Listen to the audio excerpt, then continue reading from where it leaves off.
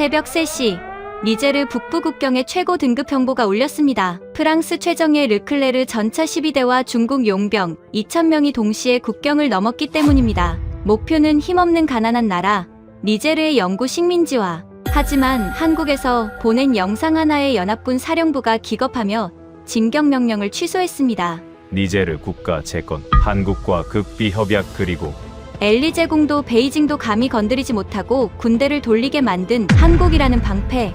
총 한 방 쏘지 않고 대륙의 두 황제를 빛으로 무릎 꿇린 48시간의 비밀, 그 전말이 지금 공개됩니다. 제 이름은 앙리 로랑입니다. 스위스 제네바에 있는 지정학 연구소에서 수석 고문으로 일하고 있죠. 사람들은 저를 아프리카 통이라고 부릅니다. 30년 넘게 사하라 사막의 모래바람을 맞으며 정보 보고서를 써왔으니까요. 프랑스 정보국 시절 제 별명은 사막의 독수리였습니다. 모래 알갱이 하나가 움직이는 것까지 놓치지 않는다고 해서 붙은 별명이었죠. 하지만 솔직히 고백하겠습니다. 저는 그때 아무것도 보지 못했습니다. 다가올 거대한 태풍의 눈을 전혀 감지하지 못했죠. 이야기는 니제르 북부, 현지인들이 죽음의 땅이라 부르는 테넬의 사막 깊은 곳, 섹터 7에서 시작됩니다. 니제르는 국토의 80%가 사막인 내륙국입니다. 바다도 없고 비도 오지 않는 저주받은 땅이죠. 하지만 프랑스에게 이곳은 심장과도 같습니다. 프랑스 원자력 발전소 전력의 상당 부분을 니제르산 우라늄에 의존하고 있으니까요. 그런데 어느 날 그 버려진 사막 섹터 7에서 지옥의 문이 열렸습니다. 프랑스 아레바 사해 지질 탐사팀이 우연히 발견한 검은 모래 때문이었죠. 처음엔 그냥 화산재인 줄 알았습니다. 하지만 분석 결과는 파리 전체를 뒤집어 놓기에 충분했습니다. 보고서를 받아든 날 정보국 국장의 손이 떨리고 있었습니다. 앙리, 이 수치가 맞나? 기계 오작동 아닌가? 3번 확인했습니다. 국장님, 오차가 아닙니다. 이건 기존 아를리트 광산의 100배가 넘습니다. 그 검은 모래의 정체는 고순도 우라늄과 히토류가 뒤섞인 그야말로 자원의 블랙홀이었습니다. 전 세계가 100년은 쓰고도 남을 에너지가 그 척박한 땅 밑에 잠들어 있었던 겁니다. 보통 이런 발견은 축복이라고들 하죠. 하지만 약소국 니제르에게 자원은 곧 저주를 의미합니다. 피 냄새를 맡은 상어떼들이 몰려오니까요. 가장 먼저 움직인 건 당연히 프랑스였습니다. 우리는 식민지 시절의 낡은 조약을 들먹이며 채굴 독점권을 주장했습니다. 니제르의 우라늄은 프랑스의 안보다. 이건 타협의 여지가 없어. 하지만 이번엔 상황이 달랐습니다. 중국이 냄새를 맡은 겁니다. 베이징은 돈 가방을 들고 왔습니다. 니제르 정부가 갚지 못한 수십억 달러의 차관을 전액 탕감해주고 베냉 항구까지 이어지는 송유관을 깔아주겠다는 파격적인 제안을 했죠. 미국도 가만히 있지 않았습니다. 테러 집단을 감시한다는 명분으로 아가데즈, 드론 기지를 확장하며 섹터 7을 작전 구역에 포함시켰습니다. 니제르 수도 니아메는 그야말로 아수라장이었습니다. 대통령궁 앞에는 검은 세단들이 줄지어 서 있었고 로비스트들이 뿌리는 달러 뭉치가 썩은 고기 냄새처럼 진동했습니다. 하지만 정작 그 땅의 주인인 투아레그족 원주민들은 철저히 배제됐습니다. 저는 당시 현장 조사를 위해 섹터 7 인근 마을에 파견 나가 있었습니다. 그곳에서 라시드라는 젊은 족장을 만났죠. 그는 사막의 푸른 전사라 불리는 투아레그족의 리더답게 눈빛이 살아있는 청년이었습니다. 제가 그를 만난 건 무너져가는 텐트 안이었습니다. 라시드는 제 눈을 똑바로 쳐다보며 말했습니다. 당신들은 또 빼앗으러 왔군요. 이번엔 뭡니까? 우리 아이들의 피입니까? 아니면 이 모래밭입니까? 라시드 족장, 이건 기회일 수도 있습니다. 개발이 되면 전기가 들어오고. 거짓말 마시오. 라시드가 탁자를 내리쳤습니다. 프랑스가 60년 동안 우리 우라늄을 가져가면서 남긴 게 뭡니까? 방사능 먼지와 오염된 지하수뿐입니다. 중국 놈들은 더해요. 그들은 우리 땅에 철조망을 치고 가축들을 쫓아냈습니다. 저 검은 모래가 돈이 된다는 걸 알았으니 이제 우린 어디로 가란 말입니까? 그의 말이 맞았습니다. 강대국들의 계획서 어디에도 원주민을 위한 자리는 없었습니다. 프랑스 기업의 계획 안에는 보안상의 이유로 반경, 100km 내 민간인, 전원 강제 소개라는 항목이 붉은 글씨로 적혀 있었으니까요. 그들에게 라시드의 부족은 자원을 캐내는 데 방해되는 장애물일 뿐이었습니다. 상황은 급박하게 돌아갔습니다. 군부가 동요하고 있었고 니제르 정부는 파산 직전이었습니다. 결국 대통령은 선택을 강요받았습니다. 프랑스냐, 중국이냐. 누구 손을 잡든 섹터 7은 갈갈이 찢겨나갈 운명이었습니다. 그날 밤 저는 본국에 보낼 최종 보고서를 작성하고 있었습니다. 제목은 니제르 분할 점령 및 우라늄 확보 시나리오. 제 손으로 이 나라의 사망 진단서를 쓰는 기분이었죠. 창밖으로는 중국 트럭들이 뿜어내는 매연과 프랑스 미라주 전투기의 소음이 뒤섞여 들려왔습니다. 모든 게 끝난 것 같았습니다. 그때였습니다. 제 보안 노트북으로 암호화된 이메일 한 통이 도착했습니다. 발신자는 니제르 대통령 비서실장. 제목은 제3의 제안서 검토 요청이었습니다. 제3의 제안서라니 러시아의 바그너 그룹인가. 저는 코웃음을 치며 파일을 열었습니다. 이미 판은 다 짜였는데 이제 와서 누가 끼어든단 말입니까? 그런데 파일을 여는 순간 제 눈을 의심했습니다. 발신 국가는 대한민국. 제안자는 코리아 그린돔 컨소시엄. 한국. 핸드폰이나 자동차 만드는 그 나라가 우라늄 광산에 무슨 관심이 있다는 겁니까? 프랑스나 중국에 비하면 아프리카 내 기반도 전무하고 군사력도 투사할 수 없는 나라가 이 살벌한 전쟁터에 뛰어들다니요. 저는 실소를 금치 못했습니다. 주제도 모르고 덤비는 불나방 같았으니까요. 하지만 제안서의 첫 장을 넘기는 순간 비웃음은 경악으로 바뀌었습니다. 거기엔 금액도, 무기 지원 약속도, 채굴권 요구도 없었습니다. 대신 굵은 고딕체로 적힌 한 문장이 제 뒤통수를 후려쳤습니다. 우리는 땅속의 것을 건드리지 않겠습니다. 대신 땅 위의 것을 바꾸겠습니다. 뭐라고요? 우라늄을 안 캐겠다고요? 그 수천조 원의 가치를 포기하고 뭘 하겠다는 겁니까? 다음 문장은 더 충격적이었습니다. 섹터 7의 사막화를 멈추고 여의도 면적 100배의 농지와 거주지를 만들겠습니다. 우라늄은 니제르의 미래를 위해 지하에 보존하십시오. 우리는 태양과 바람, 그리고 흙으로 에너지를 만들겠습니다. 미쳤다고 생각했습니다. 이건 제안서가 아니라 판타지 소설이었으니까요. 테넬의 사막은 생명체가 살 수 없는 곳입니다. 그런데 거기에 농장을 짓겠다니요. 하지만 다음 페이지에 첨부된 한국형 스마트팜 설계도와 수맥 탐사 데이터를 보면서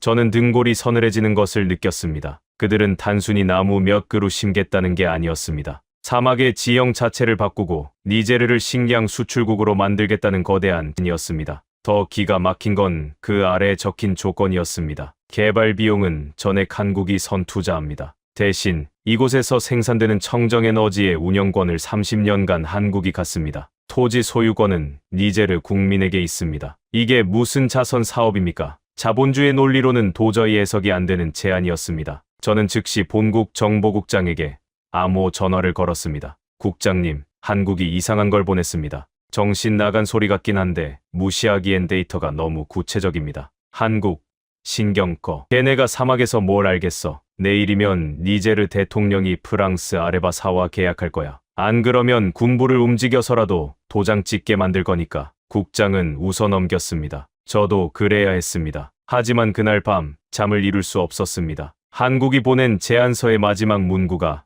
머릿속을 떠나지 않았기 때문입니다. 우리는 70년 전 전쟁의 폐허 위에서 굶주림을 이겨냈습니다. 누구보다 배고픔의 고통을 잘 압니다. 이제 당신들과 그 경험을 나누고 싶습니다. 다음 날 아침 니제르 동궁에서 긴급 기자회견이 열렸습니다. 프랑스 대사와 중국 대사가 의기양양한 표정으로 맨 앞줄에 앉아 있었죠. 모두가 니제르의 항복 선언을 예상했습니다. 하지만 단상에 오른 대통령의 입에서 나온 말은 통역사의 귀를 의심하게 만들었습니다. 니제르 정부는 섹터 7의 개발 파트너로 대한민국을 선택했습니다. 순간 회견장은 찬물을 끼얹은 듯 조용해졌습니다. 프랑스 대사가 벌떡 일어나 소리쳤습니다. 대통령 각하, 지금 제정신입니까? 한국은 아프리카에 군대도 보낼 수 없고 당신들을 보호할 수도 없습니다. 프랑스를 배신하고 무사할 것 같습니까? 대통령은 떨리지만 단호한 목소리로 대답했습니다. 당신들은 우리 땅을 파헤쳐 가려고만 했습니다. 우리 국민을 쫓아내려고만 했습니다. 하지만 한국은 우리에게 살기를 주겠다고 했습니다. 우리는 자원 대신 생존을 택하겠습니다. 그 순간 회견장 뒤편 문이 열리고 흙먼지가 잔뜩 묻은 작업복 차림의 동양인 남자 한 명이 걸어 들어왔습니다. 넥타이도 매지 않은 거칠고 투박한 인상의 남자. 그가 바로 한국 측 책임자 류태인 단장이었습니다. 그의 등장은 마치 늑대 소굴에 들어온 호랑이 같았습니다. 수백 개의 카메라 플래시가 터지는 와중에도 그는 눈 하나 깜빡이지 않고 격분한 프랑스 대사를 지나쳐 대통령 앞으로 걸어갔습니다. 그리고 마이크를 잡고 전 세계를 향해 선전포고와도 같은 한마디를 던졌습니다. 니제르 국민 여러분, 더 이상 짐을 싸지 마십시오. 우리가 온 이상 이 땅에서 쫓겨나는 사람은 단 한 명도 없을 겁니다. 내일부터 바로 삽듭니다. 도대체 저 자신감은 어디서 나오는 걸까요? 파리와 베이징, 워싱턴은 이미 격분하고 있었습니다. 정보망을 통해 들려오는 소식은 살벌했습니다. 차드에 주둔하던 프랑스군 기갑부대가 엔진을 예열하기 시작했고 국경 근처에 중국 용병들이 이동하고 있다는 첩보였죠. 한국은 벌집을 건드린 겁니다. 그것도 아주 거대한 말벌집을요. 과연 류태인이라는 저 남자는 자신이 지금 무슨 짓을 저질렀는지 알고나 있는 걸까요? 사하라의 모래 폭풍보다 더 거친 운명이 그들을 기다리고 있다는 것을 말입니다. 하지만 그때는 몰랐습니다. 그 무모함이 역사를 어떻게 바꿀지, 그리고 제가 그 역사의 증인이 되어 한국이라는 나라에 완전히 압도당하게 될 줄은 꿈에도 몰랐습니다. 그날 밤 니제르 수도 니아메의 외교관은 그야말로 초상집이었습니다. 고급 호텔 바에서는 프랑스 기업 임원들이 샴페인 대신 독한 위스키를 들이키며 욕설을 퍼붓고 있었죠. 한국 놈들이 돌았어. 테넬의 사막의 스마트팜. 거기가 어딘지나 알고 덤비는 거야? 두고 봐. 일주일도 못 버티고 다 틀어져서 도망칠 거니까. 저도 그들의 말에 동의했습니다. 제가 입수한 한국 측의 세부 계획서, 일명 그린 돔 프로젝트는 공학적 상식을 정면으로 비웃고 있었으니까요. 그들은 사막 한가운데에 서울 여의도 면적의 100배가 넘는 거대한 유리돔을 씌우겠다고 했습니다. 그리고 그 안에서 온도와 습도를 조절해 작물을 키우고 사람이 살 수 있는 신도시를 짓겠다는 거였죠. 이론적으로는 그럴싸합니다. 하지만 현실은 다릅니다. 가장 큰 문제는 물이었습니다. 한국 팀은 지하 500m 아래에 거대한 안반수층, 이른바 대수층이 있다고 주장했습니다. 그 물을 퍼올려 태양광 담수화 설비로 정수한 뒤 농업용수로 쓰겠다는 계획이었죠. 저는 코웃음을 쳤습니다. 멍청한 놈들. 우리가 1980년대에 이미 그 지역 지질 조사를 끝냈어. 거긴 바싹 마른 안반뿐이라고 프랑스 지질학회 최고의 석학들이 내린 결론이었습니다. 그런데 고작 반도체나 만들던 한국 기술자들이 와서 물이 있다고 우기는 꼴이라니요. 저는 이 프로젝트가 시작되기도 전에 끝날 것이라 확신했습니다. 그리고 프랑스 정부는 그 끝을 조금 더 앞당겨주기로 작정했죠. 보복은 즉각적이고 잔인했습니다. 한국과 계약을 맺은 다음 날 니제르 전역에 전기가 끊겼습니다. 표면적인 이유는 송전 시설 정비였지만 니제르의 전력망을 쥐고 있는 프랑스 회사가 스위치를 내려버린 겁니다. 니아메의 병원 인큐베이터가 멈추고 공장에 기계가 섰습니다. 이게 배신의 대가다. 프랑스 대사가 사석에서 내뱉은 말이었죠. 중국도 가세했습니다. 니제르로 들어오던 생필품 컨테이너 1000여 개를 베냉 항구에 묶어버렸습니다. 통관 서류 미비를 핑계로요. 니제르는 순식간에 암흑과 굶주림 속으로 빠져들었습니다. 시민들은 동요했고 군부 내 친프랑스 파벌들이 쿠데타를 모의한다는 소문이 돌기 시작했죠. 모든 비난의 화살이 한국을 향했습니다. 한국 때문에 우리가 굶어 죽게 생겼다. 사막에 농장 짓는다는 헛소리 믿다가 나라 망했다. 거리엔 시위대가 넘쳐났습니다. 대통령은 궁지에 몰렸죠. 바로 그때 한국의 선발대가 도착했습니다. 저는 그들이 당연히 정장 차림의 협상가들이거나 겁먹은 표정의 공무원들일 거라 생각했습니다. 하지만 니아메 국제공항 활주로에 내린 건 민항기가 아니었습니다. 거대한 한국 공군 수송기 세대. 뒷문이 열리고 쏟아져 나온 건 무기나 돈 가방이 아니었습니다. 작업복을 입은 수백 명의 엔지니어들, 그리고 정체를 알 수 없는 은색 컨테이너 박스들이었습니다.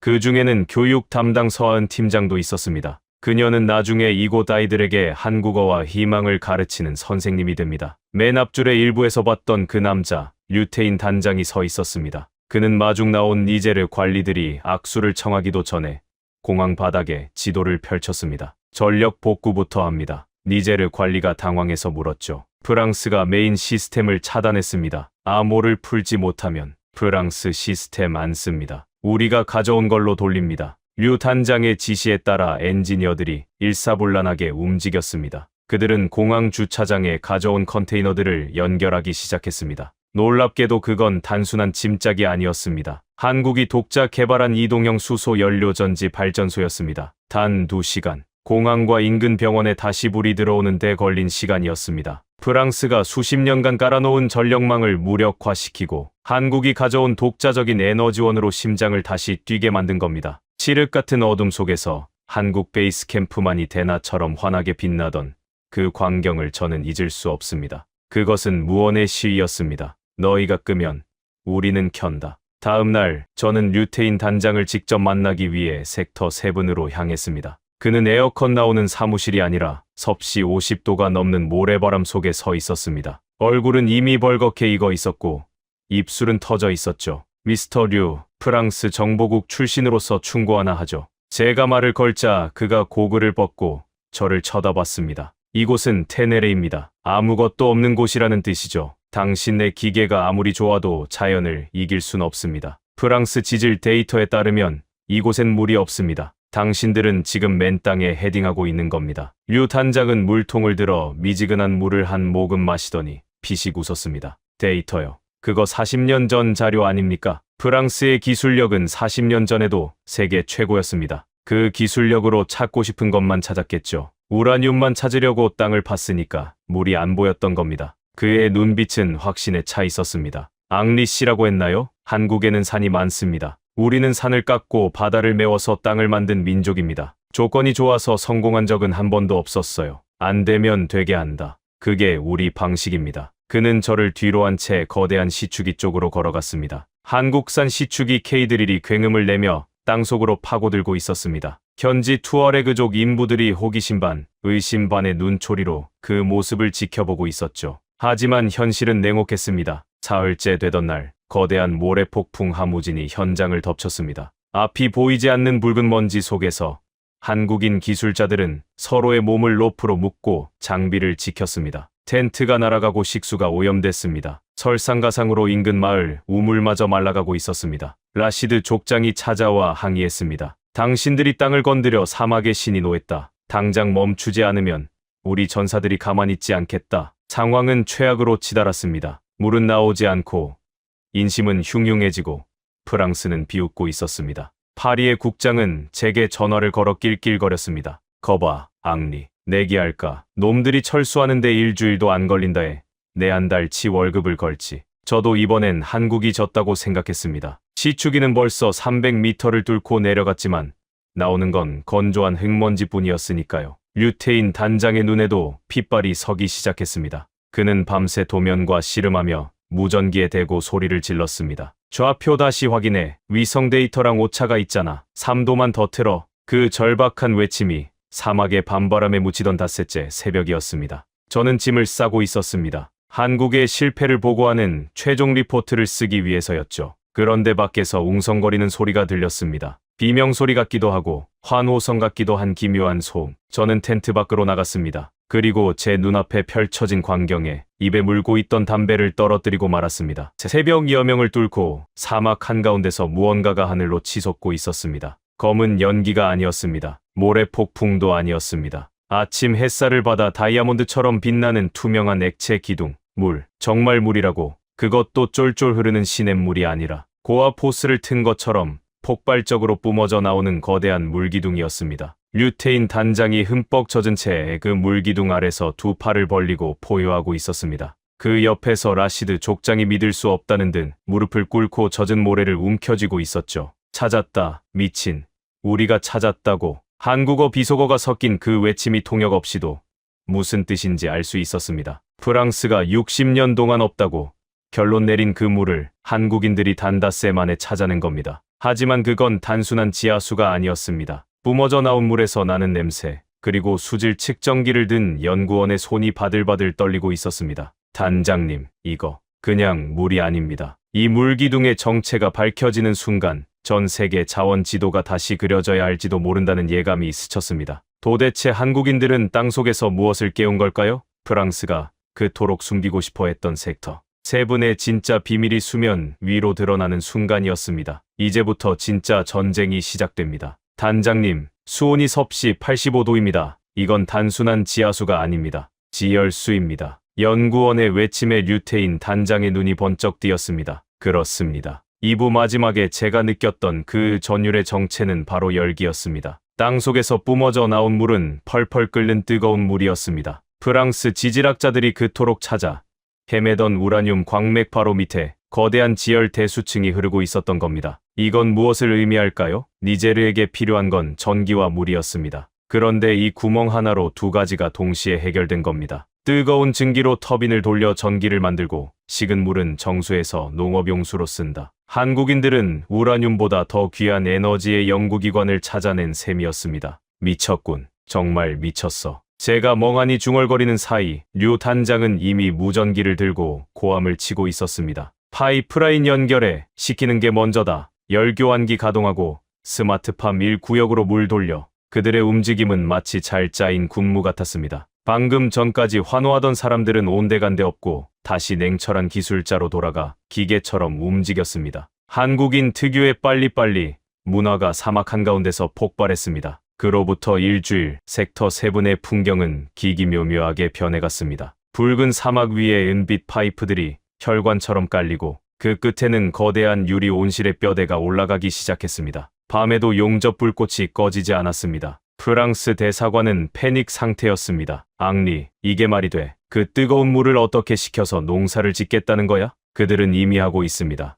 국장님, 한국이 가져온 열교환 기술은 세계 최고 수준입니다. 게다가 그 폐열로 밤에는 난방까지 하고 있어요. 사막의 일교차를 완벽하게 제어하고 있다고요. 제 보고를 들은 국장은 수화기 너머로 욕설을 내뱉고 전화를 끊었습니다. 프랑스는 초조해졌습니다. 자신들이 죽음의 땅이라 버렸던 곳이 한국의 손을 거치자마자 기회의 땅으로 변하고 있었으니까요. 배가 아픈 수준을 넘어 이건 프랑스의 아프리카 전략 실패를 의미했습니다. 그리고 예상대로 어둠의 세력이 움직이기 시작했습니다. 그날은 유난히 달이 밝은 밤이었습니다. 저는 한국 캠프 외곽에서 권도형 보안 소장과 담배를 태우고 있었죠. 그는 국방과학연구소 출신답게 날카로운 눈매를 가진 사람이었습니다. 앙리 씨, 요즘 자칼들이 너무 시끄럽게 울지 않습니까? 자칼이요. 네, 다리가 2개 달린 자칼들 말입니다. 그의 말이 끝나기 무섭게 캠프 서쪽 지점의 파이프라인 감지 센서에 붉은 불이 들어왔습니다. 침입자다. 드론 띄워. 권 소장이 무전기에 대고 외쳤습니다. 상황실 모니터에 적외선 카메라 영상이 떴습니다. 오토바이를 탄 무장괴한 수십 명이 파이프라인에 폭발물을 설치하고 있었습니다. 알카에다와 연계된 현지 무장 세력, 표면적으로는 테러리스트였지만 그들이 쓰는 장비는 프랑스제 신형 야간 투시경이었습니다. 배우가 누구인지 너무나 명확했죠. 젠장, 거리가 너무 가까워요. 지금 터지면 수증기 폭발로 본진까지 날아갑니다. 상황실 직원이 비명을 질렀습니다. 니제르 정규군은 멀리 있었고 한국인 기술자들은 총을 들 줄 몰랐습니다. 절체절명의 순간, 그때였습니다. 어둠 속에서 누군가가 뛰쳐나갔습니다. 라시드 족장과 투아레그 전사들이었습니다. 그들은 한국인들이 선물해준 작업복 대신 전통 의상인 푸른색 타겔무스트를 머리에 두르고 낡은 소총과 검을 든 채 모래 언덕을 달리고 있었습니다.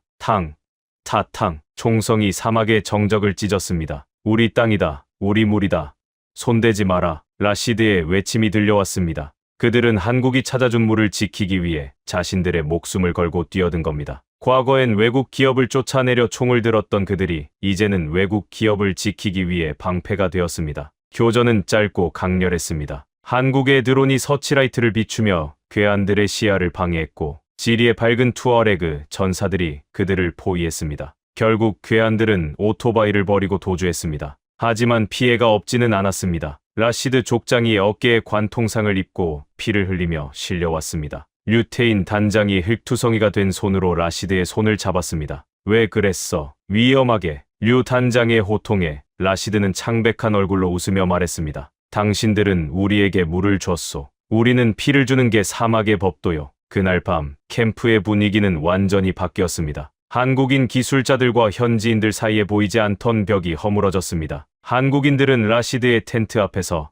밤새 그들의 쾌유를 빌었고 현지인들은 한국인들에게 사막에서 살아남는 법을 가르쳐주기 시작했습니다. 서하은 팀장은 아이들을 모아놓고 한국어 교실을 열었습니다. 하지만 단순히 언어만 가르치는 게 아니었습니다. 이건 나가 아니에요. 우리라고 읽어요. 한국에서는 나보다 우리를 더 중요하게 생각해요. 아이들의 입에서 우리라는 단어가 서툰 발음으로 흘러나왔습니다. 그 소리는 총성보다 더 강력하게 사막으로 퍼져나갔습니다. 그러나 프랑스는 이대로 물러설 생각이 없었습니다. 무력 도발이 실패하자 그들은 더 치졸하고 치명적인 방법을 꺼내들었습니다. 바로 생화학적 사보타주였습니다. 스마트팜의 첫 번째 작물인 토마토 모종이 심어진 지 2주가 지났을 무렵이었습니다. 무럭무럭 자라던 작물들이 하룻밤 사이에 검게 말라 비틀어지기 시작했습니다. 잎에는 이상한 반점이 생겼고 줄기는 녹아내렸습니다. 이거 일반적인 병충해가 아닙니다. 농업 담당 박사가 떨리는 손으로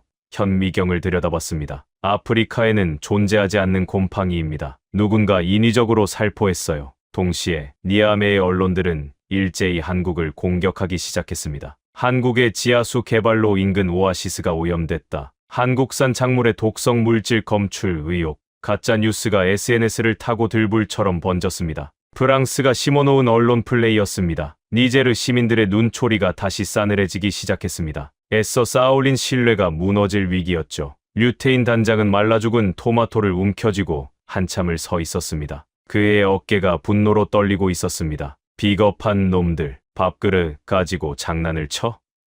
그는 흙투성이가 된 채 방송 카메라 앞에 섰습니다. 그리고 전 세계로 송출되는 라이브 방송에서 충격적인 행동을 감행했습니다. 독성 물질이라고요? 오염됐다고요? 그는 주머니에서 검게 변한 토마토 하나를 꺼냈습니다. 그리고 망설임 없이 그것을 한 입 베어 물었습니다. 류 단장님, 안 됩니다. 직원들이 말렸지만 그는 우적우적 토마토를 씹어 삼켰습니다. 저는 지금 제 목숨을 걸고 증명합니다. 이건 독이 아닙니다. 누군가 우리를 죽이려고 뿌린 곰팡이일 뿐입니다. 하지만 똑똑히 보십시오. 한국의 기술은 곰팡이 따위에 지지 않습니다. 그는 입가에 묻은 붉은 과즙을 닦으며 카메라를 노려봤습니다. 그 눈빛은 니아메의 프랑스 대사를 향하고 있었습니다. 우리는 해독제를 만들 겁니다. 그리고 보란듯이 이 사막을 더 푸르게 만들 겁니다. 방해하고 싶으면 얼마든지 해보십시오. 그럴수록 우리는 더 강해질 테니까. 하지만 그의 호기로운 선언과 달리 상황은 절망적이었습니다. 곰팡이는 빠른 속도로 퍼져나가고 있었고 한국에서 가져온 농약으로는 잡히지 않았습니다. 수천억 원을 들인 스마트팜이 거대한 썩은 밭이 될 위기.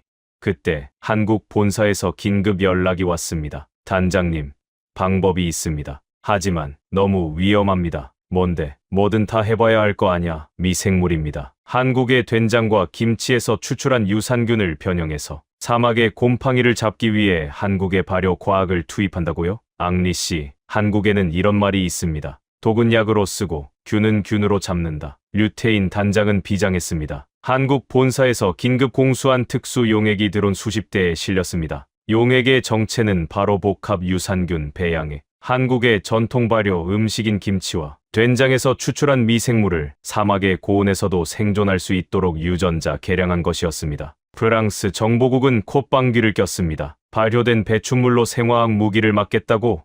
샤머니즘이나 다름없군. 저 역시 반신반의했습니다. 최첨단 화학 농약으로도 죽지 않는 저 지독한 검은 곰팡이를 고작 눈에 보이지도 않는 유산균들이 잡아먹는다고요? 그것도 이 척박한 사막에서요? 드론들이 우웅거리며 병든 토마토밭 위로 날아올랐습니다. 하얀 미세 안개가 밭 전체를 뒤덮었습니다. 시큼하면서도 묘하게 구수한 냄새가 사막의 건조한 공기 속에 퍼졌습니다. 마치 거대한 장독대 뚜껑을 연 것 같은 냄새였죠. 결과는 하룻밤이면 나온다고 했습니다. 그날 밤 섹터 7에는 아무도 잠들지 못했습니다. 연구원들은 현미경 앞을 지켰고 투어레그족 전사들은 밭 주변을 돌며 기도를 올렸습니다. 저 역시 뜬 눈으로 밤을 새웠습니다. 만약 이것마저 실패한다면 한국의 도전은 여기서 끝이었습니다. 다음 날 아침 해가 떴을 때 저는 텐트 밖에서 들려오는 비명소리에 뛰쳐나갔습니다. 단장님, 보세요.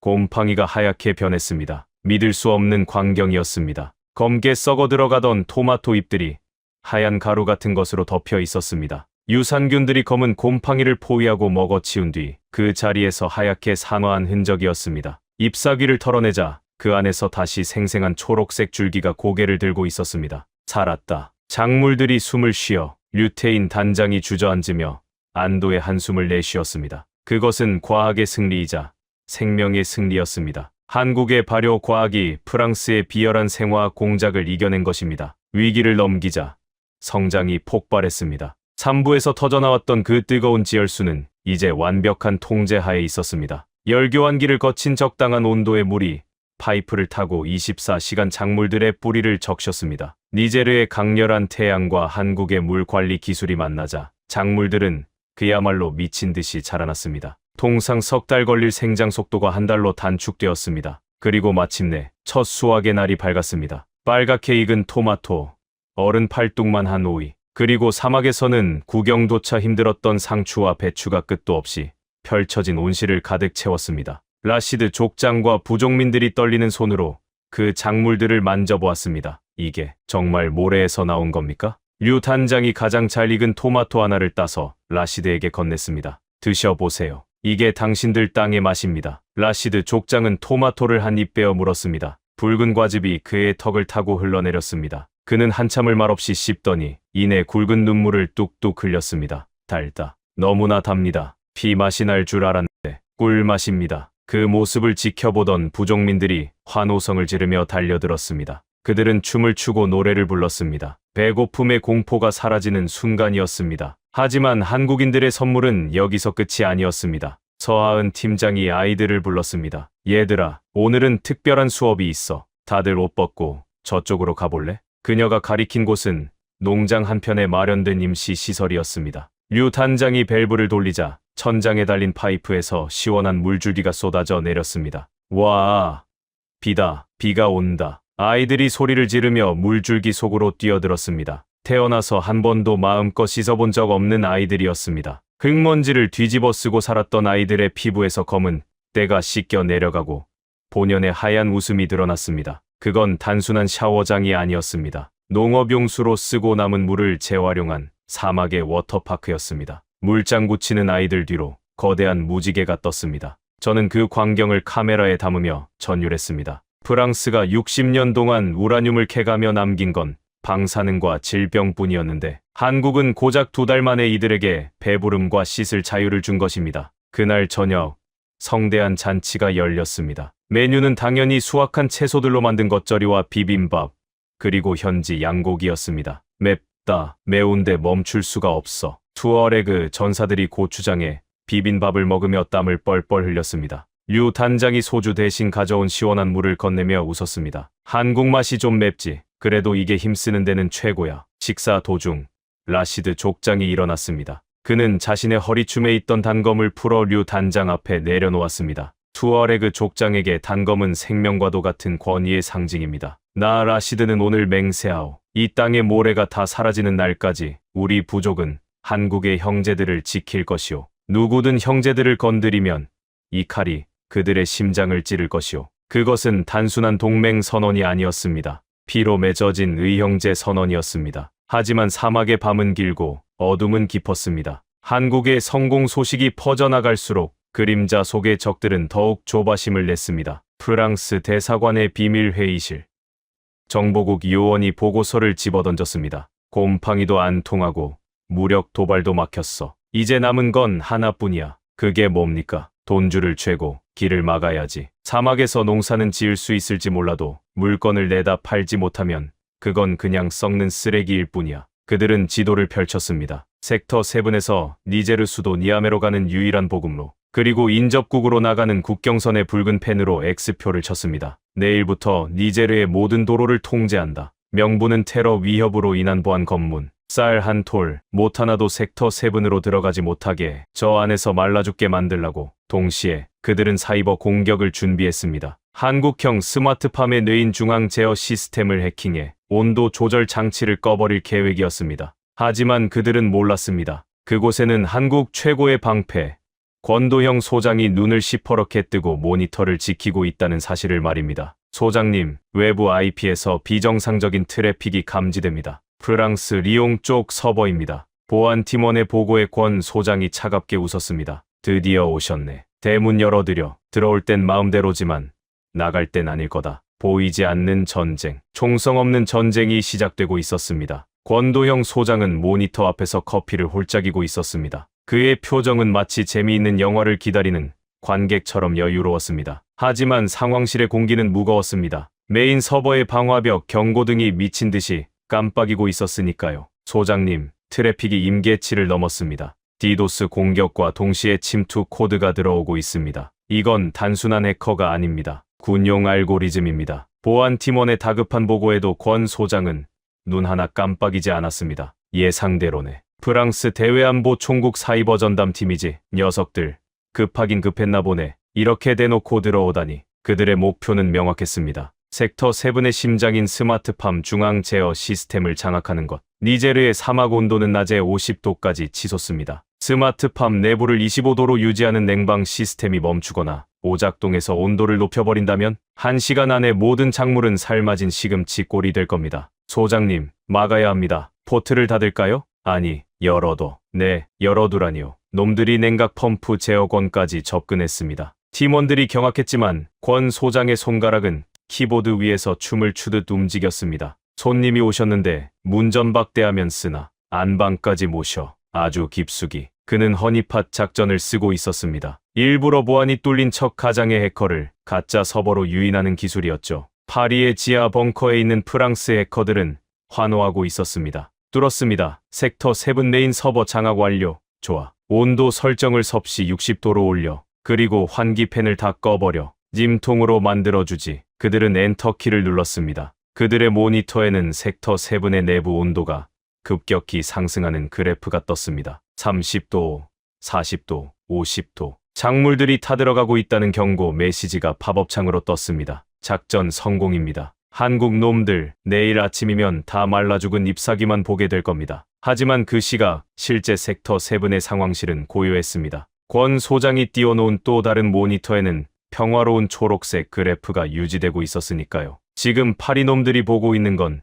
우리가 송출해주는 가짜 데이터야. 그들은 지금 고스트 서버라는 유령의 집에서 혼자 북치고 장구치고 있는 거지. 권 소장은 비릿한 미소를 지으며 안경을 고쳐 썼습니다. 자, 이제 방어는 끝났고 계산을 해야지. 그는 역추적 프로그램을 가동했습니다. 해커들이 가짜 서버에서 신나게 조작을 하는 동안 연결된 통로를 타고 거꾸로 그들의 본거지를 털기 시작한 겁니다. 프랑스 정보국은 자신들이 공격 중이라고 믿고 있었기에 등 뒤가 뚫리는 줄은 꿈에도 몰랐습니다. 빙고. 리옹에 있는 위장 서버를 경유했군. 어라? 이 파일들은 뭐지? 권 소장의 눈이 커졌습니다. 다운로드 속도가 올라갔습니다. 암호화된 파일들이 순식간에 풀리며 화면에 쏟아졌습니다. 그것은 판도라의 상자였습니다. 니제르 전임 대통령 비자금 송금 내역, 군부 내 친프랑스 장성 뇌물 리스트, 반정부 시위 조장 공작 계획서. 프랑스가 지난 30년간 니제르를 어떻게 조종하고 착취했는지 보여주는 더러운 치부책이 고스란히 들어 있었습니다. 이건 단순한 해킹 방어가 아니었습니다. 핵폭탄 버튼을 손에 쥔 것과 다름없었죠. 권 소장은 USB 하나를 뽑아 들고 류테인 단장에게 건넸습니다. 단장님, 보험 하나 들었습니다. 놈들이 딴 수작 부리면 이거 하나씩 언론에 풀죠. 류 단장은 껄껄 웃으며 권 소장의 어깨를 쳤습니다. 역시 권 소장이야. 총칼보다 이게 더 무서운 줄 놈들이 알았어야지. 다음 날 아침, 프랑스 정보국은 경악했습니다. 위성 사진으로 확인한 섹터 7의 온실은 여전히 푸르렀고 작물들은 싱싱했기 때문입니다. 어떻게 된 거야? 분명히 온도를 올렸잖아. 그게 저희가 해킹당한 것 같습니다. 서버에 있던 기밀 파일들이 전부 사라졌습니다. 파리의 국장은 책상을 뒤집어 엎었습니다. 사이버 전쟁에서의 완벽한 패배였습니다. 이제 그들은 한국을 건드리는 순간 자신의 목이 날아갈 수 있다는 공포에 떨게 되었습니다. 하지만 쥐도 궁지에 몰리면 고양이를 문다고 했습니다. 디지털 공간에서 패배한 그들은 이제 가장 원시적이고 무식한 방법을 꺼내 들었습니다. 바로 물리적 봉쇄였습니다. 며칠 후 섹터 7으로 들어오던 보급 트럭들이 줄줄이 회차에 돌아왔습니다. 운전기사들의 표정은 공포에 질려 있었죠. 못 갑니다. 국경이 막혔어요.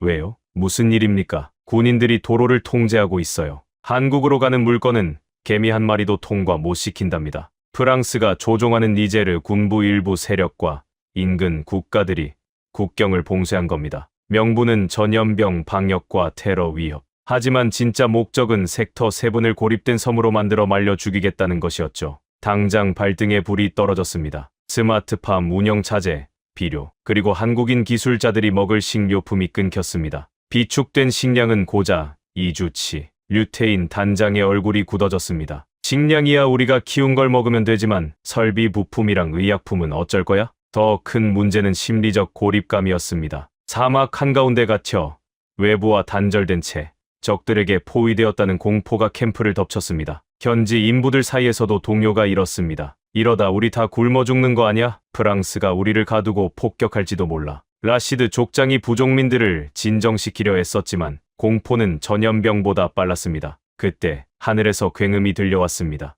프랑스 미라주 전투기 2대가 위협 비행을 하며 섹터 7 상공을 낮게 스쳐 지나갔습니다. 쿠웅! 손익붐이 온실 유리를 흔들었습니다. 아이들이 울음을 터뜨렸고 사람들은 머리를 감싸고 엎드렸습니다. 명백한 도발이자 경고였습니다. 나가지도 말고 들어오지도 마라. 거기서 조용히 죽어라. 류태인 단장은 주먹을 불끈 쥐고 하늘을 노려봤습니다. 그리고 무전기를 들었습니다. 서울 본사에 연결해. 상황이 바뀌었다. 이건 사업이 아니라 전쟁이다. 서울의 반응은 즉각적이었습니다. 한국 정부와 기업들은 긴급 회의를 소집했습니다. 그리고 그들은 전례 없는 결단을 내렸습니다. 길이 막혔다고. 그럼 하늘을 한국 역사상 최대 규모의 민간 항공 수송 작전, 일명 에어브릿지가 준비되고 있었습니다. 하지만 니제르 영공은 사실상 프랑스가 통제하고 있는 상황. 과연 한국의 수송기가 격추의 위험을 무릅쓰고 이 사막의 섬에 착륙할 수 있을까요? 그리고 굶주림에 지친 니제르 시민들은 언제까지 침묵할까요?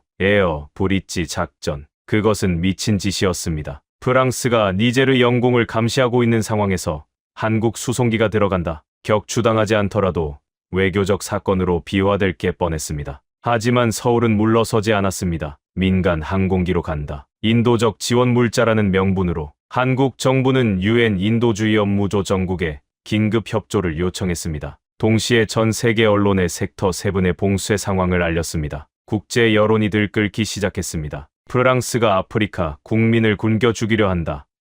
신식민주의의 민낯이 드러났다. SNS에는 샵 프리네저, 샵 코리오에서 해시태그가 폭발적으로 퍼졌습니다. 프랑스는 궁지에 몰렸습니다. 대놓고 인도주의 물자를 막으면 국제사회의 비난을 피할 수 없었으니까요. 결국 프랑스는 한 발 물러섰습니다. 단, 조건이 있었습니다. 항공기 한 대만 허용한다. 그것도 니아메 공항까지만. 섹터 7까지는 니들이 알아서 가져가라. 니아메에서 섹터 7까지는 500km가 넘는 사막길. 도로는 여전히 봉쇄되어 있었습니다. 프랑스는 물자가 공항에서 썩어가는 꼴을 보며 비웃을 심산이었죠. 하지만 그들은 한국인들의 끈기를 몰랐습니다. 류태인 단장은 라시드 족장을 불렀습니다. 족장님, 혹시 옛날 대상들이 다니던 길을 아십니까? 도로가 아니라 사막을 가로지르는 비밀 루트 말입니다. 라시드의 눈이 번쩍 빛났습니다. 소금길 말이오. 우리 조상들이 1000년 동안 다닌 길이오. 차는 못 다니지만 낙타는 갈 수 있소. 그렇게 시작된 것이 사막의 캐러밴 작전이었습니다. 투어레그족 전사들이 이끄는 낙타 대상이 밤마다 사막을 횡단했습니다. 한국 수송기가 니아메에 내려놓은 물자를 분산해서 낙타 등에 싣고 별빛 아래 소금길을 따라 섹터 7까지 운반한 겁니다. 프랑스 정찰기가 아무리 날아다녀도 밤 사막에서 낙타 몇 마리를 찾기란 불가능했습니다. 고대의 지혜가 현대의 기술을 이긴 것입니다. 바로 그 무렵 저는 캠프에서 잊을 수 없는 만남을 했습니다. 서하은 팀장이 운영하는 한국어 교실에 한 소년이 있었습니다. 14살쯤 되어 보이는 눈빛이 유난히 강렬한 아이였죠. 이름은 자이드. 하지만 한국인들은 그를 준수라고 불렀습니다. 준수는 한국 이름이에요. 뛰어나다는 뜻이죠. 서 팀장이 아이의 머리를 쓰다듬으며 말했습니다. 하지만 준수의 과거는 결코 아름답지 않았습니다. 준수는 원래 소년병이었습니다. 북부의 무장단체에 납치되어 총을 쥐어진 아이. 탈출에 성공했지만 가족은 모두 죽고 혼자가 되었습니다. 섹터 7에 흘러들어왔을 때 그의 눈에는 어떤 빛도 없었습니다. 처음엔 아무 말도 안 했어요. 누가 다가가면 움츠러들기만 했죠. 서 팀장이 낮은 목소리로 말했습니다. 근데 어느 날 제가 농장에서 토마토를 따고 있는데 이 아이가 다가오더니 묻더라고요. 이거 먹어도 되냐고. 그녀는 잘 익은 토마토를 건넸습니다. 준수는 그걸 한 입 베어 물더니 갑자기 울음을 터뜨렸습니다. 왜 우냐고 물었더니 이렇게 대답하더라고요. 이게 피맛이 아니라서요. 달아서요. 그 후로 준수는 서 팀장을 따라다니며 한국어를 배우기 시작했습니다. 총 대신 연필을 쥐었고 구호 대신 노래를 불렀습니다. 특히 한국 동요 곰 3마리를 좋아했죠. 곰 3마리가 한 집에 있어. 아빠 곰, 엄마 곰, 애기 곰. 준수의 서툰 한국어 노랫소리가 사막에 울려 퍼질 때마다 캠프 분위기는 한결 밝아졌습니다. 하지만 봉쇄가 길어지면서 상황은 점점 악화되었습니다. 낙타 캐러밴으로 운반할 수 있는 양에는 한계가 있었습니다. 의약품이 바닥나기 시작했고 아이들 중 몇 명이 열병에 걸렸습니다. 준수도 그 중 하나였습니다. 선생님, 저 괜찮아요. 약은 더 아픈 애들한테 주세요. 40도가 넘는 열에 시달리면서도 준수는 다른 아이들을 걱정했습니다. 류태인 단장이 밤새 준수 곁을 지켰습니다. 이 녀석아, 버텨. 곧 약이 올 거야. 조금만 버텨. 하지만 다음 캐러밴이 도착하려면 사흘이 더 걸렸습니다. 준수의 상태는 시시각각 나빠지고 있었습니다. 그때 권도형 소장이 뛰어들어왔습니다. 단장님, 본사에서 연락 왔습니다. 특단의 조치를 취한다고요. 특단의 조치. 뭔데? 드론입니다. 장거리 화물 드론을 띄운답니다. 니아메에서 섹터 7까지 직선 비행으로요. 그것은 아직 시험 단계에 있던 한국의 최신 기술이었습니다. 500km를 무착륙으로 비행하는 대형 화물 드론. 성공 확률은 50%도 안 됐습니다. 하지만 선택의 여지가 없었습니다. 그날 밤 모두가 하늘을 올려다봤습니다. 별빛 사이로 작은 불빛 하나가 점점 가까워지고 있었습니다. 왔다. 드론이 온다. 사람들이 환호했습니다. 드론은 정확히 캠프 중앙 헬기장에 착륙했습니다. 화물칸이 열리고 의약품 상자가 쏟아져 나왔습니다. 류 단장이 해열제를 집어들고 준수에게 달려갔습니다. 준수야, 약이다. 버텼구나. 잘 버텼어. 약을 먹은 준수는 다음 날 아침 열이 내렸습니다. 그는 눈을 뜨자마자 류 단장의 손을 잡고 물었습니다. 단장님, 저도 크면 한국 사람처럼 될 수 있어요? 누군가를 살리는 사람이요. 류 단장의 눈가가 붉어졌습니다. 당연하지. 너는 준수니까 뛰어난 사람이 될 거야. 하지만 기쁨도 잠시, 프랑스는 더 이상 참지 않기로 했습니다. 드론 비행은 니제르 영공 무단 침범이었습니다. 그들은 이것을 빌미로 최후의 카드를 꺼내들었습니다. 군사 개입. 다음 날 새벽, 위성 사진에 충격적인 장면이 포착되었습니다. 차드 국경에서 대규모 기갑 부대가 섹터 7을 향해 이동하고 있었습니다. 겉으로는 니제르 군복을 입고 있었지만 그 안에는 프랑스 웨인 부대와 용병들이 타고 있었습니다. 단장님, 적 전차 12대, 장갑차 30여 대가 접근 중입니다. 도착 예정 시간 6시간. 권 소장의 보고에 캠프 전체가 얼어붙었습니다. 총도 없고 군대도 없는 그들이 탱크를 어떻게 막는단 말입니까? 류테인 단장은 잠시 눈을 감았습니다.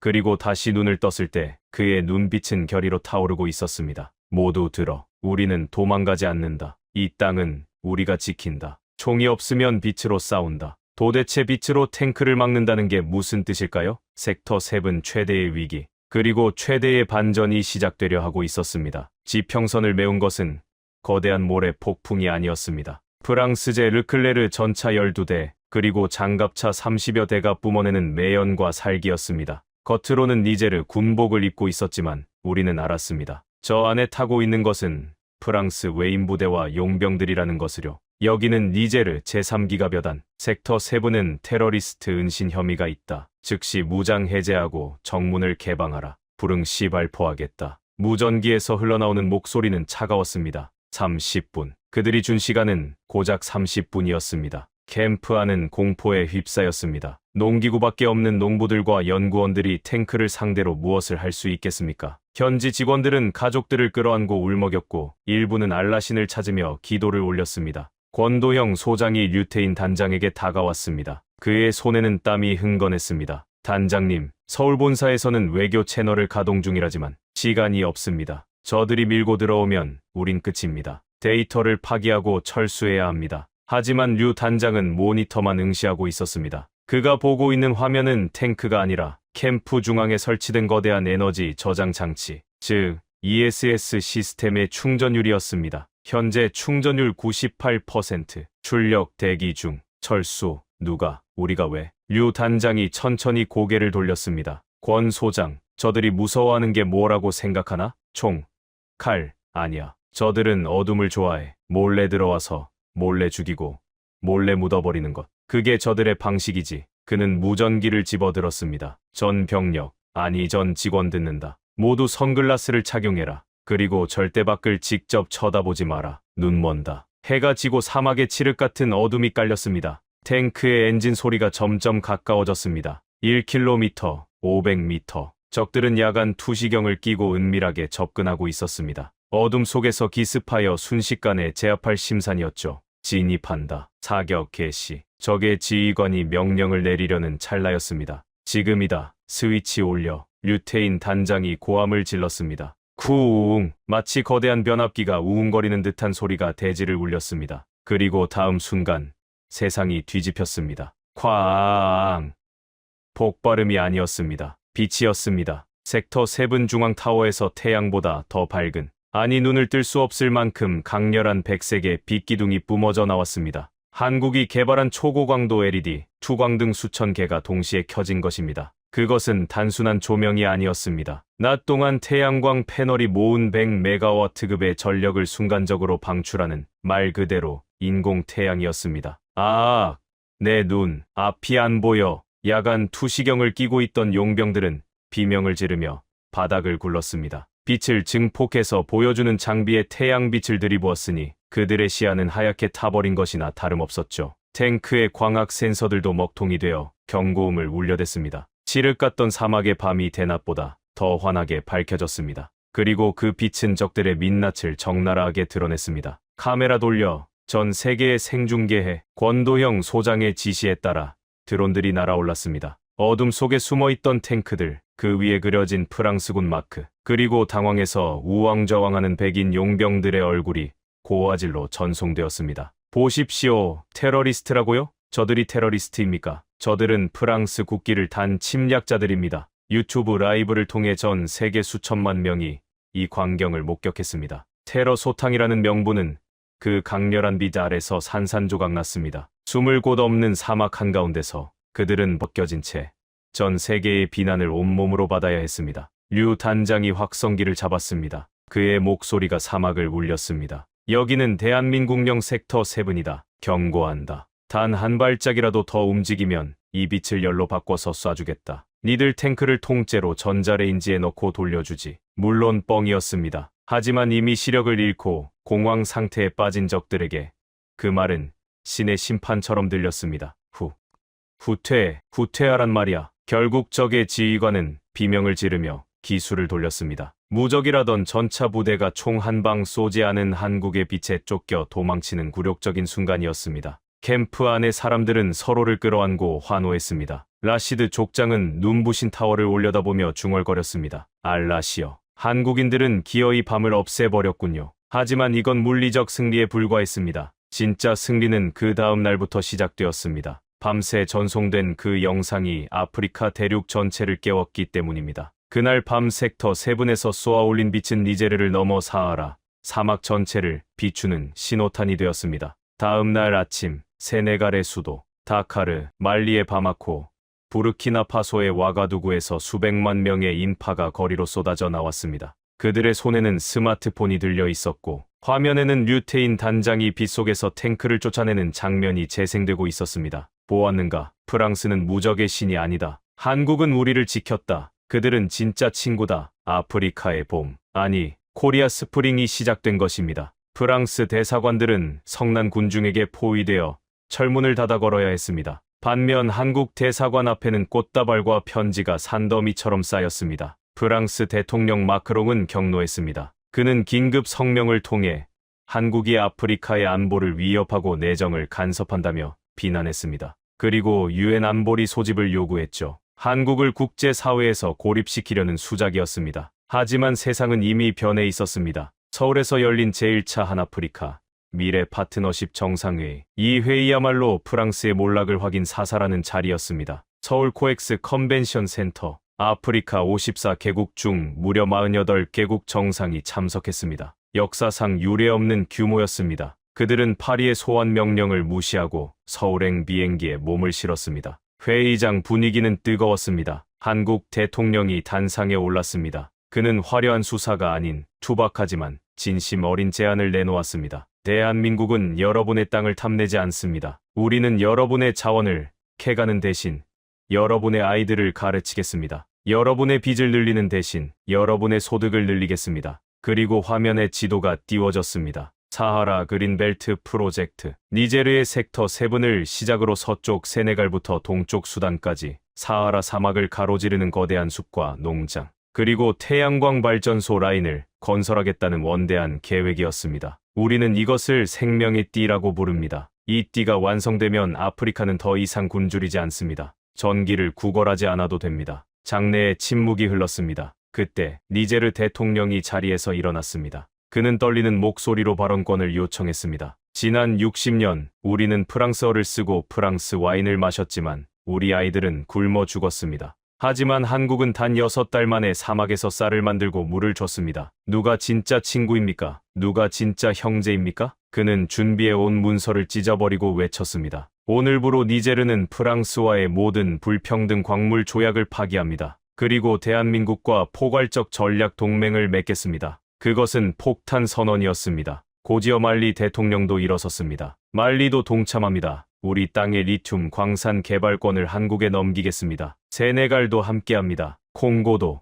도미노였습니다. 식민 시대의 유산이 와르르 무너져 내리는 소리가 들리는 듯했습니다. 프랑스 대통령은 실시간으로 전해지는 이 소식에 엘리제궁 집무실에서 전화기를 집어던졌다고 합니다. 회의의 마지막 날 서울 선언이 채택되었습니다. 첫째, 아프리카 연합은 한국을 최우선 개발 파트너로 지정한다. 둘째, 한국은 그린돔 기술을 무상으로 이전하고 기술대학 100개를 설립한다. 셋째, 양측은 자원과 기술을 1대1로 교환하는 호혜 평등 원칙을 준수한다. 이 선언이 발표되는 순간 저는 서울의 프레스 센터 한 구석에서 눈물을 훔치고 있었습니다. 30년 동안 아프리카를 연구하며 수없이 봐왔던 서구 열강의 위선과 기만이 저 작은 동북아시아 나라의 진심 앞에서 무릎 꿇는 것을 목격했기 때문입니다. 회의가 끝나고 류테인 단장은 니제르로 돌아왔습니다. 영웅의 귀환이었죠. 공항에는 10만 명의 인파가 몰려나와 태극기를 흔들었습니다. 그 중에는 섹터 7에서 쫓겨날 뻔했던 투어레그족 아이들, 준수와 친구들도 있었습니다. 준수는 류 단장에게 달려가 안겼습니다. 단장님, 뉴스 봤어요.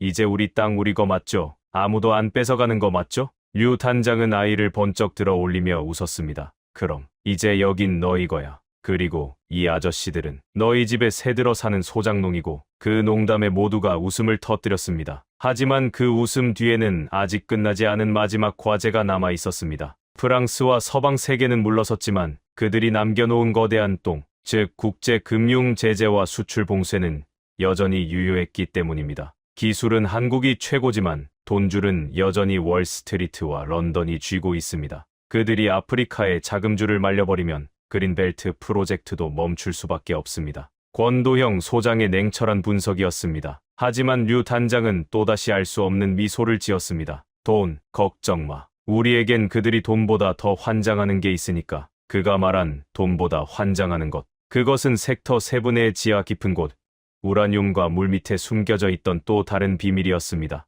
강대국들이 굽신거릴 수밖에 없는 히든카드. 돈줄을 죄면 아무리 한국이라도 버틸 수 없을 것이다. 월스트리트와 런던의 금융가들이 내린 결론이었습니다. 서방 세계는 치졸했습니다. 군사적 위협이 실패하자 그들은 금융 제재라는 보이지 않는 칼을 꺼내 들었습니다. 니제르의 해외 계좌를 동결하고 한국 컨소시엄에 대한 대출을 회수하기 시작했죠. 세계은행은 지원금 지급을 중단했고 신용평가사들은 니제르의 국가 신용등급을 디폴트, 즉 파산 수준으로 강등시켰습니다. 섹터 7에 들어갈 자재 대금 결제가 막혔습니다. 그린돔 프로젝트의 심장이 멈출 위기였습니다. 파리의 샹젤리제 거리에서는 다시 샴페인이 터졌습니다. 거봐, 결국 돈이 이기는 거야. 한국이 기술이 좋으면 뭐해? 자본 없이는 모래성일 뿐이지. 하지만 그들은 류테인 단장의 주머니 속에 무엇이 들어있는지 몰랐습니다. 그가 서울 본사와 치밀하게 준비해온 라스트팡, 최후의 한 방을 말이죠. 제재가 시작된 지 딱 일주일 후 류 단장은 섹터 7으로 전 세계 주요 기업의 최고 경영자들을 초대했습니다. 정치가가 아닌 장사꾼들을 부른 겁니다. 테슬라, 애플, 아람코, 그리고 삼성과 현대차. 그룹의 총수들이 전용기를 타고 니제르 사막 한복판에 내렸습니다. 프랑스 정보국은 어리둥절했습니다. 다 망해가는 공사판의 건물들이 왜 모이는 거지? 임시 컨벤션 센터로 꾸며진 거대한 도만. 류테인 단장이 단상에 올랐습니다. 그는 넥타이 대신 작업복을 입고 한 손에는 투명한 액체가 든 텀블러를 들고 있었습니다. 여러분, 지금 1kg당 수소 생산 단가가 얼마입니까? 미국은 $5, 유럽은 $6죠? 좌중이 웅성거렸습니다. 그린 수소는 미래 에너지의 핵심이지만 비싼 생산 단가가 문제였습니다. 류 단장이 빙긋 웃으며 뒤에 있는 스크린을 켰습니다. 여기 섹터 7에서는 $1입니다. 말도 안 돼. 테슬라 경영진 쪽에서 비명이 터져 나왔습니다. $1라니, 그건 석유보다 싼 가격이었습니다. 사기 아닙니까? 어떻게 그 가격이 나옵니까? 류 단장이 설명했습니다. 우리에겐 무제한의 공짜 지열 전기가 있습니다. 그리고 한국이 독자 개발한 고효율 수전의 기술이 있죠. 더 놀라운 건 이 사막의 모래 속에 섞여 있던 이것 덕분입니다. 그는 검은 모래 한 줌을 화면에 띄웠습니다. 프랑스는 이걸 우라늄 찌꺼기라고 버렸죠. 하지만 우리 분석 결과 이건 천연 이리듐 촉매였습니다. 수소를 분리하는 데 필수적인 귀금속이 지천에 깔려 있었던 겁니다. 장내는 발칵 뒤집혔습니다. 니제르는 단순한 농업 국가가 아니었습니다. 전 세계에서 가장 싼 청정에너지를 무한대로 뽑아내는 수소 유전이었던 겁니다. 류 단장은 쐐기를 박았습니다. 오늘부터 우리는 이 액화 수소를 경매에 붙입니다. 단, 조건이 있습니다. 달러나 유로는 받지 않습니다. 오직 현물로만 거래합니다. 우리에게 필요한 인프라, 학교, 병원을 지어주는 기업에게만 수소를 팔겠습니다. 이것은 금융 제재를 정면으로 돌파하는 물물 교환 전략이었습니다. 은행 계좌를 막았다고요? 필요 없습니다. 수소가 필요한 기업들이 직접 와서 건물을 지어주고 도로를 깔아주면 되니까요. 가장 먼저 손을 든 건 아이러니하게도 프랑스의 토탈 에너지사였습니다. 우리가 하겠습니다. 니아메에서 섹터 7까지 고속철도를 깔아드리겠습니다. 프랑스 정부의 제재 따위는 기업의 이익 앞에서 휴지, 조각이 되었습니다. 뒤이어 미국, 독일, 일본 기업들이 앞다퉈 입찰에 뛰어들었습니다. 우리는 병원 50개를 짓겠습니다. 우리는 대학을 설립하겠습니다. 월스트리트의 금융봉쇄는 그날부로 무력화되었습니다. 기업들이 정부를 압박해 제재를 풀게 만들었으니까요. 돈이 돈을 이긴 것이 아니라 압도적인 가치가 돈을 굴복시킨 것입니다. 류 단장은 멍하니 서 있는 프랑스 기자에게 다가가 윙크를 하며 말했습니다. 가서 전하세요. 이제 니제르는 빚쟁이 나라가 아닙니다. 에너지 산유국입니다. 꼬우면 현금 들고 와서 줄 서라고 하십시오. 그날 밤 섹터 7의 밤하늘에는 축포가 터졌습니다. 그것은 니제르의 독립기념일보다 더 화려했습니다. 경제적 예속에서 완전히 벗어난 진정한 의미의 독립이 완성되는 순간이었으니까요. 그로부터 시간이 흘렀습니다. 지금 저는 니제르 수도 니아메의 한 카페에 앉아 이 글을 쓰고 있습니다. 창밖으로 보이는 풍경은 솔직히 말해서 여기가 아프리카인지 서울의 강남인지 헷갈릴 정도입니다. 한국 기업들이 지어준 고층 빌딩들이 스카이라인을 이루고 거리에는 현대차의 수소 전기버스가 달립니다. 하지만 가장 놀라운 건 사람들의 표정입니다. 무기력과 절망은 사라지고 그 자리에 활기와 자신감이 채워졌습니다. 섹터 7은 이제 뉴니아메라는 이름의 신도시가 되었습니다. 사막 한가운데 생긴 거대한 호수 공원, 그리고 그 주변을 둘러싼 끝없는 초록색 농장. 이곳은 아프리카 최대의 실기지이자 그린 수소 허브가 되었습니다. 얼마 전 저는 특별한 졸업식에 참석했습니다. 바로 한국 니제르 과학기술원의 제1회 학위 수여식이었습니다. 단상에 수석 졸업생이 올라왔습니다. 훤칠한 키에 당당한 눈빛, 바로 육부에서 만났던 소년병 출신 준수였습니다. 그의 본명은 자이드지만 이제 모두가 그를 준수라고 부릅니다. 그는 이제 어엿한 농업공학 박사가 되어 있었습니다. 준수는 유창한 한국어로 졸업 연설을 했습니다. 과거에 저는 총을 들고 누군가를 죽이는 법을 배웠습니다. 하지만 한국의 선생님들은 저에게 흙을 만지고 생명을 살리는 법을 가르쳐 주셨습니다. 그는 청중석 맨 앞줄에 앉아있는 한 남자를 바라보며 눈시울을 붉혔습니다. 이제는 흰머리가 희끗희끗해진 류태인 단장이었습니다. 류 단장님, 그리고 대한민국. 당신들은 우리에게 물고기를 주지 않았습니다. 대신 물고기가 살 수 있는 바다를 만들어 주셨습니다. 이 은혜 영원히 잊지 않겠습니다. 졸업식장은 눈물바다가 되었습니다. 류 단장도 고개를 숙이고 눈물을 훔쳤습니다. 그는 이제 이곳에서의 임무를 마치고 떠날 준비를 하고 있었습니다. 다음 행선지는 몽골의 고비 사막이라고 하더군요. 사막이 있는 곳이라면 어디든 달려가는 영원한 개척자니까요. 행사가 끝나고 저는 류 단장과 마지막으로 악수를 나눴습니다. 류 단장, 당신들이 해낸 건 기적입니다. 내가 평생 쓴 보고서보다 당신이 심은 나무 한 그루가 더 위대합니다. 류 단장은 거친 손으로 제 손을 잡으며 웃었습니다. 앙리 형님, 기적은 무슨, 그냥 사람답게 살게 해주고 싶었던 겁니다. 배고파서 우는 아이는 없어야죠. 그게 한국 사람들 마음입니다. 그는 떠났지만 그가 남긴 한국의 DNA는 이곳에 깊이 뿌리 내렸습니다. 니제르 사람들은 이제 빨리빨리를 외치며 일하고 힘들 때면 할 수 있다고 서로를 격려합니다. 그리고 가장 중요한 날에는 김치를 담가 나누어 먹습니다. 저는 결심했습니다. 스위스로 돌아가지 않기로요. 저는 이곳에 귀화했습니다. 제 여권에는 이제 앙리로랑이라는 이름 옆에 한울이라는 한국식 이름이 적혀 있습니다. 우리가 하나라는 뜻이라더군요. 저는 이곳에서 남은 생을 바쳐 한국이 보여준 이 놀라운 이야기를 기록하고 전파할 것입니다. 제국주의와 착취가 아닌 나눔과 기술로 세상을 바꿀 수 있다는 증거를 말입니다. 밤이 깊었습니다. 뉴니아메의 밤하늘에 별이 쏟아집니다. 저 별들 중 하나는 아마 대한민국 상공에서 빛나고 있겠죠. 저는 밤하늘을 향해 조용히 고개를 숙입니다. 고맙습니다. 코리아. 당신들은 사막을 정원으로 바꿨고 절망을 희망으로 바꿨습니다. 그리고 콧대 높았던 저 앙리 로랑을 당신들의 영원한 팬으로 만들었습니다. 지금까지 니제르에서 한울이었습니다. 여러분, 사하라 사막 한복판에서 피어난 대한민국의 기적 어떠셨나요? 총 한 방 쏘지 않고 강대국들을 물리치고 버려진 땅을 생명의 낙원으로 바꾼 우리의 저력에 가슴이 뜨거워지지 않으십니까? 지금 이 순간에도 먼 타국에서 묵묵히 땀 흘리는 분들에게 닿을 수 있도록 댓글창에 정말 고생하셨습니다. 한 문장만 남겨주세요. 여러분의 댓글 하나가 그분들에게는 엄청난 힘이 됩니다. 대한민국의 선한 영향력이 더 널리 퍼질 수 있도록 이 영상을 주변에 널리 공유해주세요. 여러분의 공유가 또 다른 기적의 씨앗이 됩니다. 구독과 좋아요는 사막에 내리는 단비와 같습니다. 시청해주셔서 감사합니다.